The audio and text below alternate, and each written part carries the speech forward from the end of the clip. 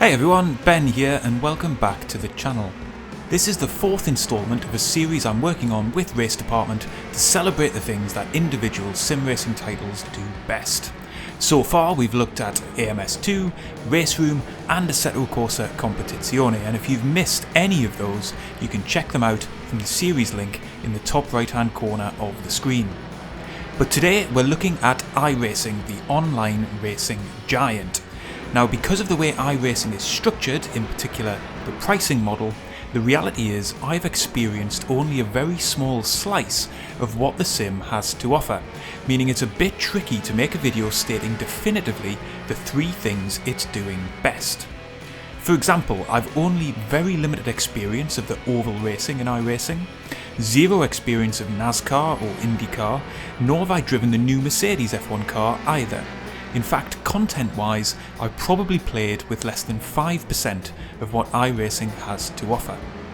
Likewise, I haven't taken part in any of the amazing endurance events that iRacing hosts, but rather focused on the regular seasons of online racing that the sim offers. So I won't be singling out any specific car class or piece of content in this video. Rather, I'll be giving you my take on the things which really make the experience of playing iRacing stand out for me, irrespective of what car class you're running. And remember, if you find yourself enjoying the video, please do leave a like and get subscribed so you don't miss out on any of the other sim racing content we've got coming up. And whether you agree or disagree with the points in the video, let me know in the comments. Earlier in this series, I made the somewhat controversial case that Race Room is the sim that currently has the best ranked racing experience in sim racing. Of course, there were lots of caveats to that statement, the biggest of which was the relatively small scale of Race Room's ranked online offering, in terms of the number of servers available, the likelihood of finding full grids, and the European focus of the player base. In all of those areas, nothing in the sim racing market today can compete with iRacing. Unless you're focused on some of the more niche content in the sim, you can essentially race online at any time of the day from any part of the world and expect a decent sized grid of competitors. The range of content on offer means there really should be something for everyone, whether it's junior single-seaters, GTs, prototypes, stock cars, or IndyCar and Formula 1. In the majority of these classes, races repeat every hour or two, and while sign-ups do vary depending on the time of day, you really can confidently fit your racing in around whatever other work or life pressures you might be dealing with, rather than needing to hit a specific slot or a specific time of day to get a full grid. But the real benefit of this scale isn't just the regular availability of races.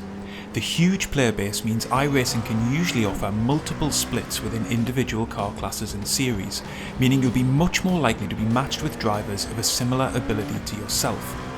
By comparison, in Race Room, the smaller player base means drivers of all abilities share the same grid, even in rookie sessions. This can provide opportunities for newer or slower drivers to hop on board with quicker drivers or study replay footage to try and improve. But it does also mean many drivers will never get the thrill of fighting for a race win against drivers of similar ability and experience to themselves. The scale of iRacing's online offering also means a meaningful license progression system has been put in place, with all drivers starting out in the rookie classes and then graduating up the ladder to receive their A-class license, with more powerful machinery, longer sessions and multi-class racing requiring drivers to be more experienced, achieve consistent safety ratings and in turn earn higher license levels. Does this system prevent some of those races descending into a mess of off-tracks, crashes and punts? No, of course not. These are still public lobbies after all, but it does afford the online experience of iRacing with a great sense of purpose and progression, and overall, the sheer scale of the iRacing online system really has no match across the rest of sim racing. Picking up or avoiding damage is a fundamental part of racing. Being able to race hard but safely is key. After all, to finish first you have to finish. Different sims approach the implementation of damage in varying ways, and how they do this has a fundamental impact not just on how spectacular big crashes look, but on the overall racing experience too. I've done a whole video looking at this issue, which you can find a link to in the top right hand corner, and although in it I said I preferred a more lenient model than iRacing, it can't be denied that iRacing has a brilliantly sophisticated and punishing damage system, which fundamentally shapes what it's like to go racing in the sim. I always steer clear of suggesting something is or isn't realistic, but the footage rolling in the background highlights how much work has gone into the crash physics in iRacing, and outside something like BeamNG, I don't think you'll find anything in a modern sim that looks quite as spectacular or authentic, and it creates a highly immersive experience when you're in the cockpit. The key thing though is how this impacts the racing. Crashes like those on screen wreck your session, even if you're running a series like the USF 2000 where you get one instant fix from damage back at the pits once you've spent minutes being towed there. If you're not running a series with this option, then be prepared to be stationary for 10 to 20 minutes as mechanics work on fixing your car, and even then you're unlikely to be able to run at full speed post the accident. Even minor collisions can cost you 1 to 2 seconds per lap, meaning that even if you avoid a trip to the pits, your race can still be compromised. And by and large, I think this is great.